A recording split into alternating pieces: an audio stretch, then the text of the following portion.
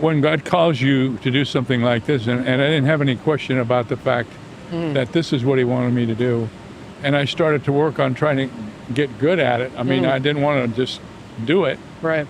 The more I studied, the more I worked, and I got a little better at it, the more joy I had, because I realized now it wasn't about me. I was making a difference in the lives of people, and I would get stories. And I got some stories in the mail this week from people who heard something I said. I didn't even remember saying it. Yeah. And I just realized what a joy it is to be an ambassador for the Lord.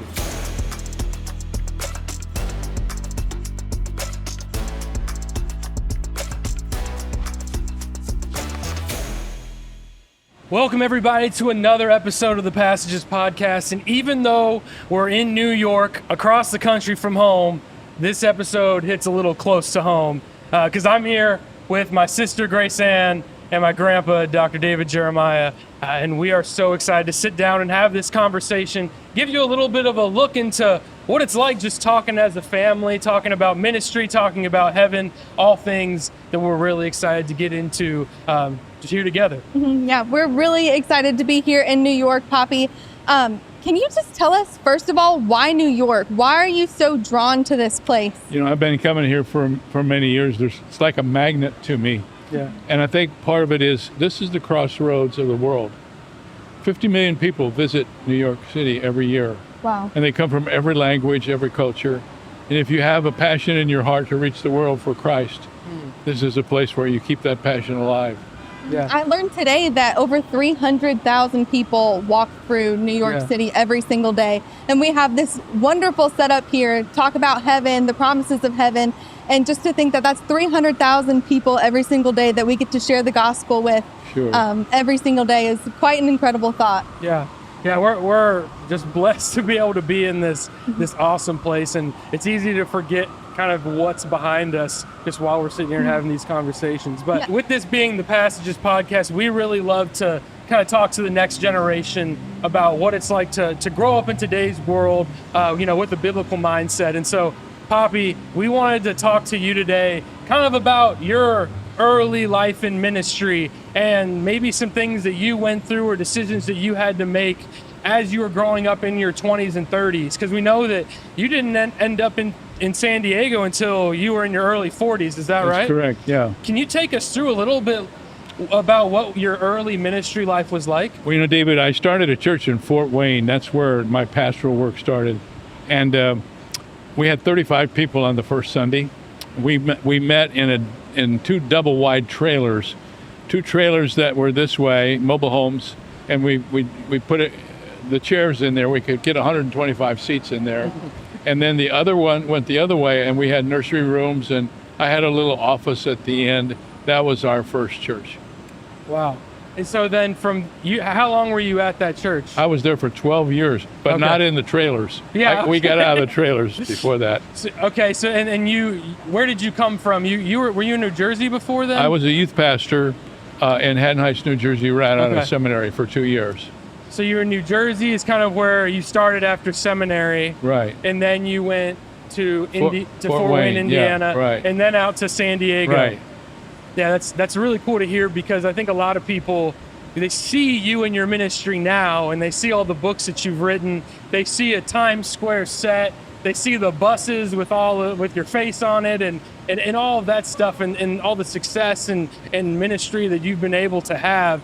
And it's cool to see, that's a result of a lifetime of faithfulness in ministry and hard work. And so I think a lot of people in their 20s and 30s, they think that if they're not successful right away, then they're doing something wrong, or that they're not being faithful in their calling. And I think that you're a really awesome testament to what it looks like David, to be successful. I had some really embarrassing experiences when I first started. Yeah. When we went to the church in Fort Wayne, we didn't have enough people to have officers.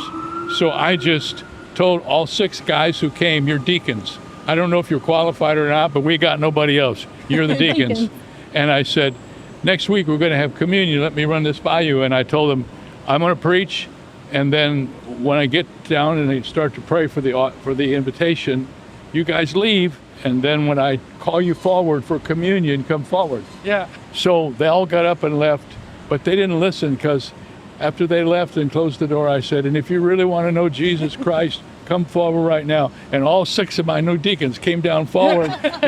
and you know, I found out later some of them needed to, but yeah, so it looked a lot different back then. yeah, right. So how did you end up out in San Diego? Well, I became friends with a guy named Tim LaHaye, who pastored the church that we pastor now.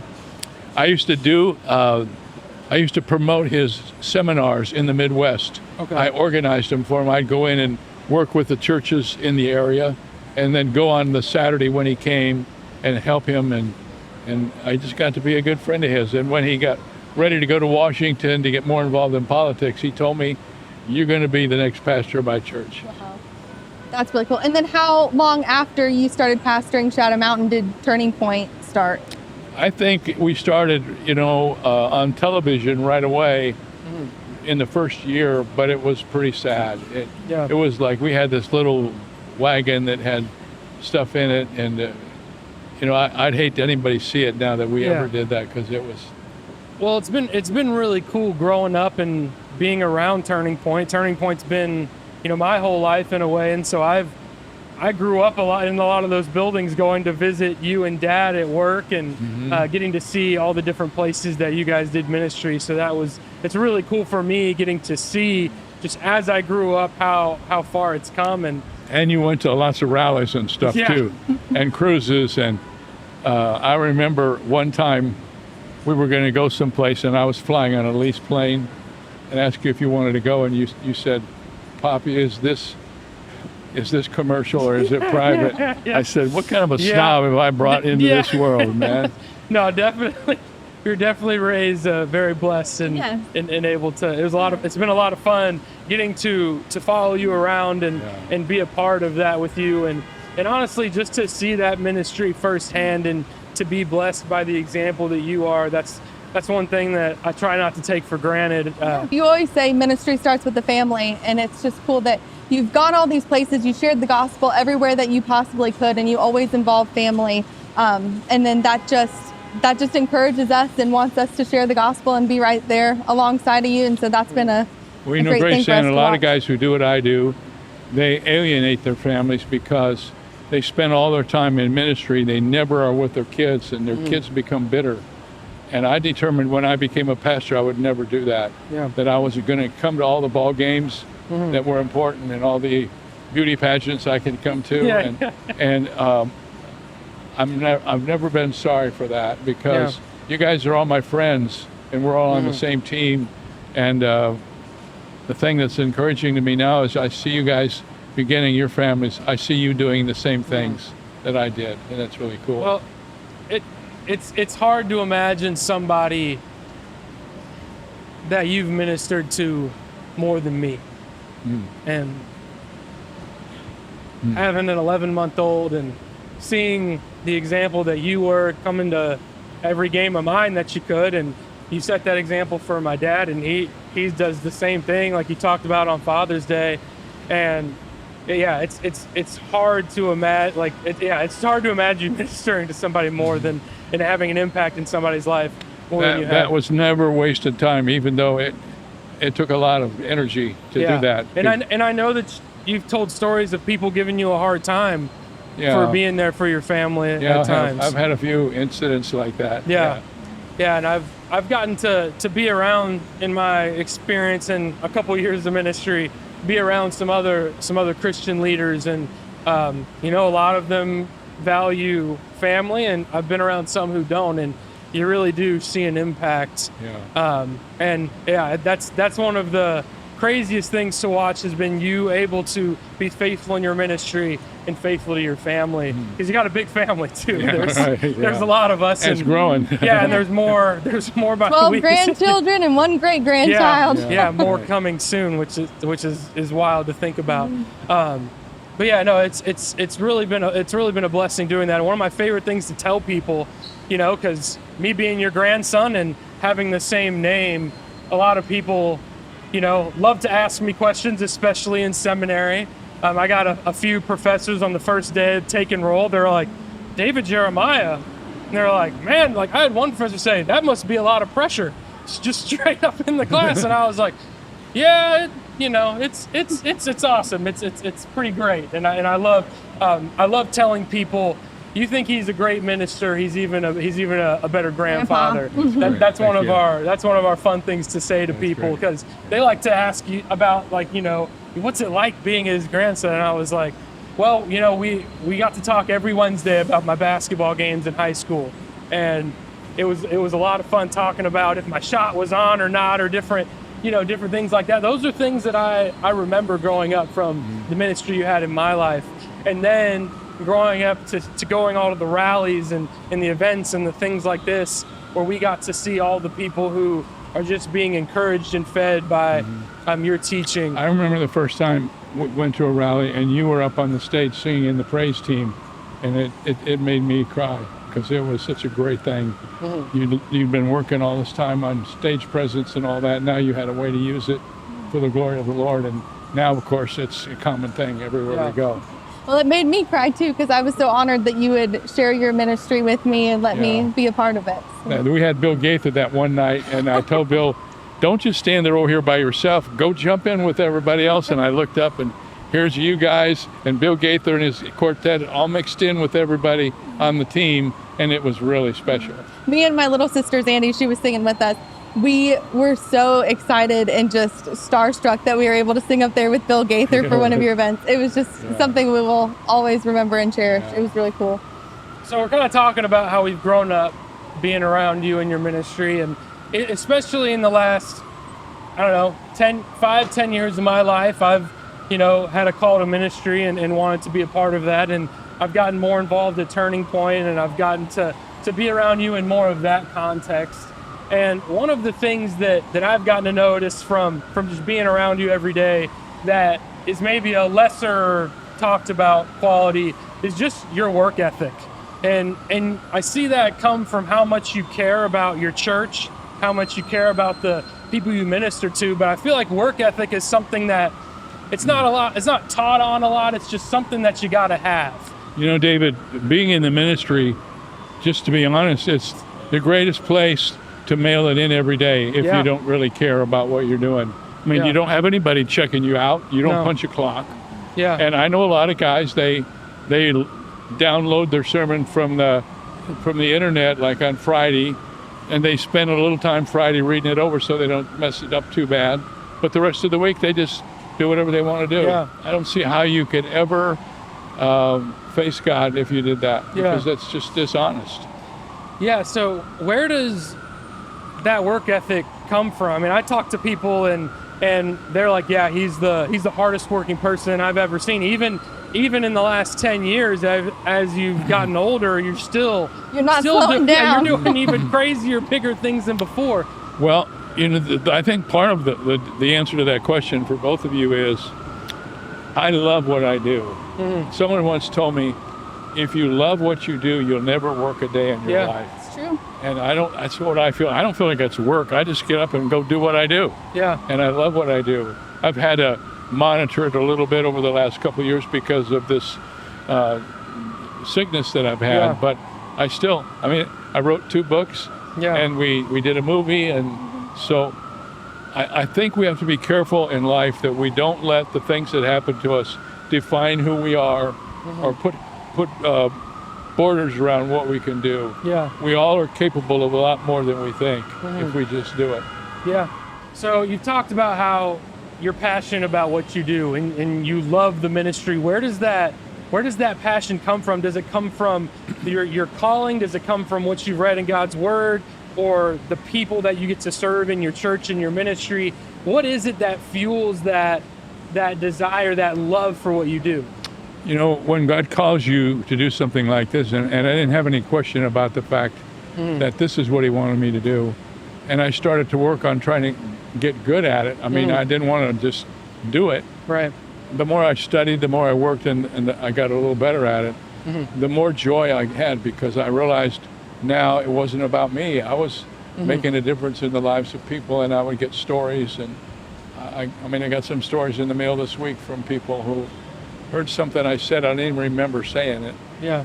And I just realized what a joy it is to be an ambassador for the Lord, to just stand in the place where people need help, and you can encourage them.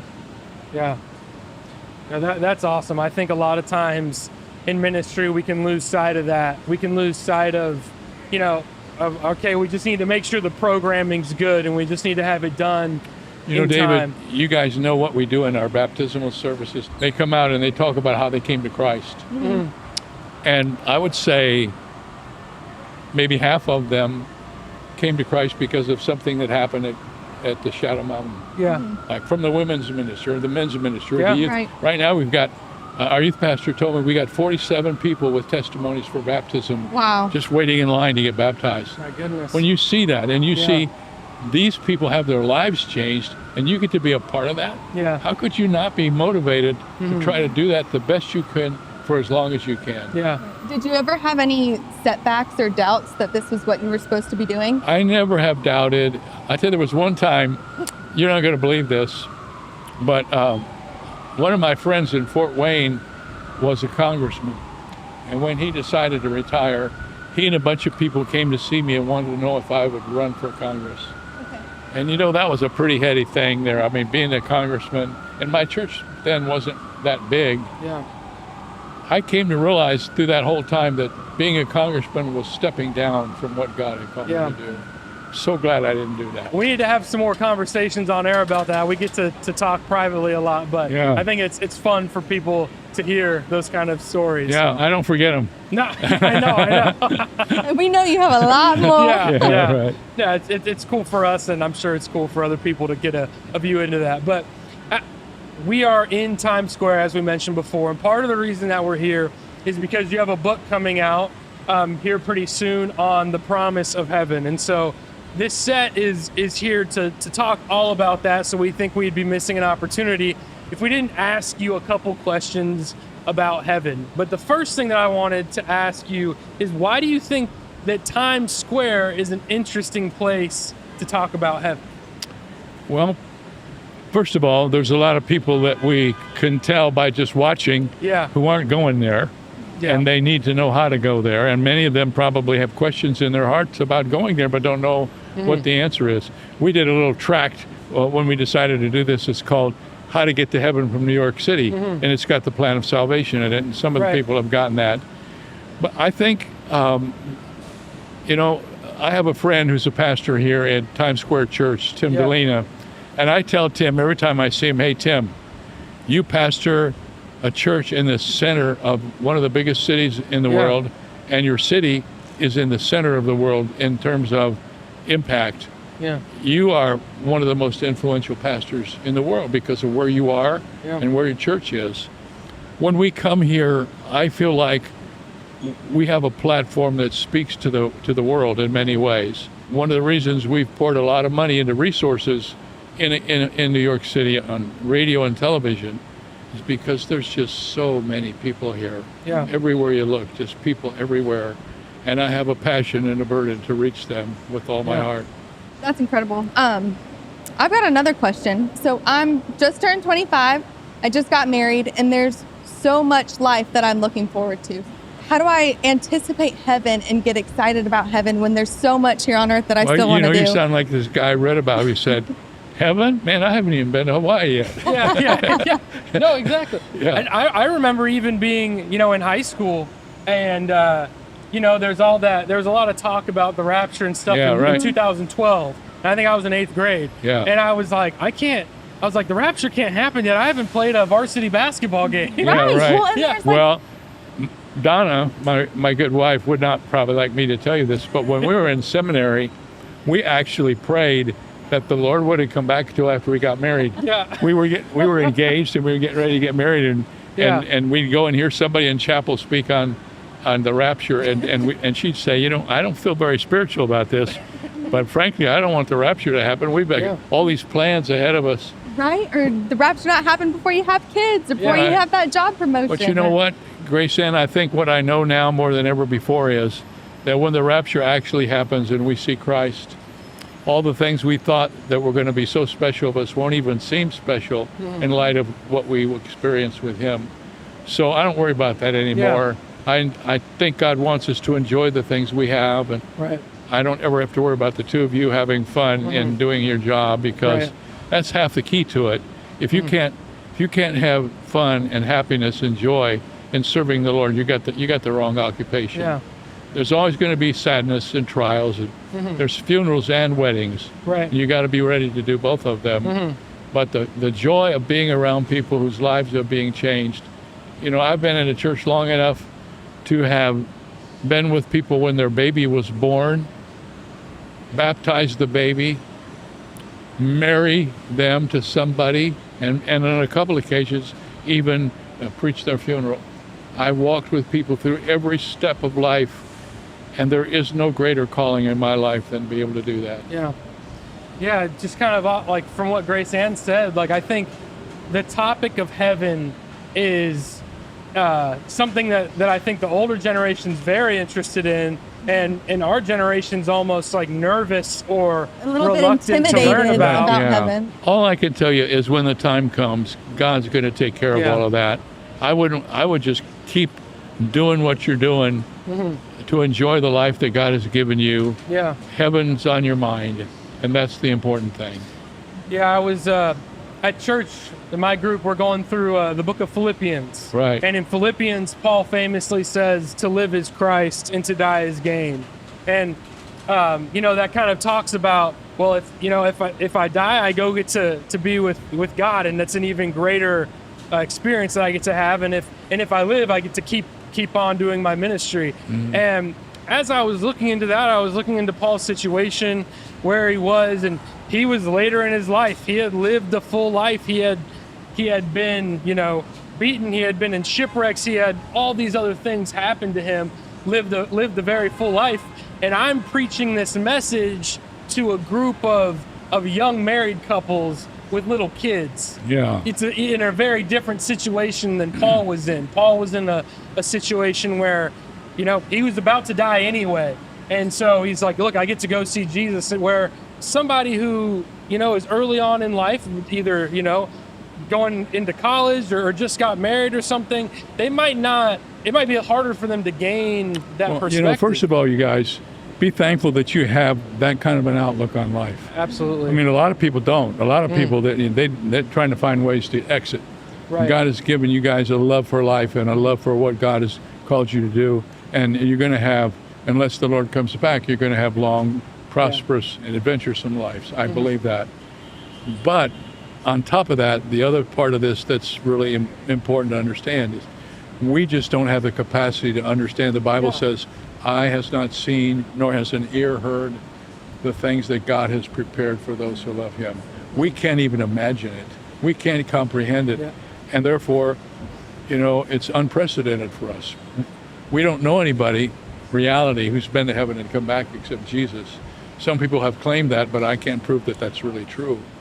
So how do we know about heaven? We have to trust God and believe him that when we get to heaven, we are not going to be sitting around thinking, oh man, it was so much better down on earth, The reason I brought this up is because it's not any more or less true depending on where you're at in life. It's still equally as amazing and incredible to experience heaven and to be excited about heaven. And so my purpose in bringing this up is, and you've kind of already done this, but it's to really show even younger people that heaven is so much greater than anything that we can even anticipate here on earth. And you talked about it, and you talked about it, how it is better than anything that we can imagine or understand. And we have a hard time really wrapping our head around that.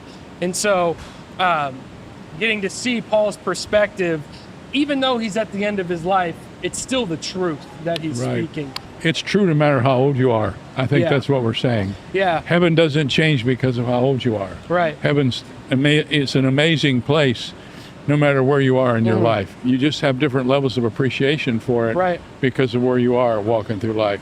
Well, and what I realized is that statement, to live is Christ and to die is gain, where even more comfort comes for me, is that that's true as well for the people that I love. Yeah. It's true for my family. It's true for my wife. It's true for my son. And that statement has the same amount of weight for all of us, and that's where it means so much. But you're writing your book on heaven, or it's done and it's coming out soon. This isn't the first time you've written about heaven, though. I wrote another book that was published by Turning Point that had some of the information in it that's in this one. But this is a different kind of book. It's 31 chapters and 31 different things about heaven developed in each chapter. And the chapters stand alone, and yet they fit together. So at what point in your studies or ministry did you start to take an interest in studying heaven and then teaching heaven? Because that's one of those topics you maybe could fit in with the book of Revelation that a lot of people avoid because maybe it's not as clear as they'd like it to be when they're teaching or something like that. And so when did you kind of take on Well, you know what? teaching? Heaven is everywhere in the Bible. Even in the book of Genesis, Abraham was looking for the city whose builder and maker was God. And I began to realize how prominent it was. And then, of course, as you know, as you've already mentioned, you get a lot of questions about it. As soon as somebody in your family goes to heaven, people want to know a lot of things. And when you preach on things, like I remember when I first started preaching on it this time, I preached a sermon on where do they really go? What happens when a Christian dies? What happens? And I got letters in the mail from people saying, I've been a Christian all my life. I had no idea about that. Right. So that to me is really worthwhile. Has there been anything in your study that surprised you the most about heaven? You know, I think the thing that surprised me most is all the verses I keep running into that tell us how much Jesus wants us to be with him. We talk about wanting to be with Jesus, but like in John 14, he says, I want to go to heaven and prepare a place that where I am, there you may be also. Jesus wants us to be with him. Can you imagine that? Yeah. Why would he? I mean, I can't imagine him wanting me to be with him. I know I want to be with him, but he wants me to be with him. And there's a whole chapter in our new book called With Jesus, and it's all about that. That's incredible. Can you explain to our listeners who are listening for the first time and just hearing about heaven for the first time, how we can be in heaven with him? Well, the Bible tells us in that very passage that I've been talking about, John 14, at the end of John 14, 1 through 6, are these words. Jesus said, I am the way, the truth, and the life, and no one comes to the Father except through me. Jesus himself said, if you want to go to heaven, you have to go through me. What he meant by that is you have to accept his death on the cross, his forgiveness of your sin. You have to repent and begin to walk with him. That's how you go to heaven. I tell everybody, you got to make your reservation for heaven in this life, because you don't get a chance when you get to heaven and say, you know what, I should have done that before, but I'm going to do it now. When you die, your eternity is fixed. You don't get a chance to change it. And I think that's why it's so important for us to tell people about heaven and how they can go there. Yeah.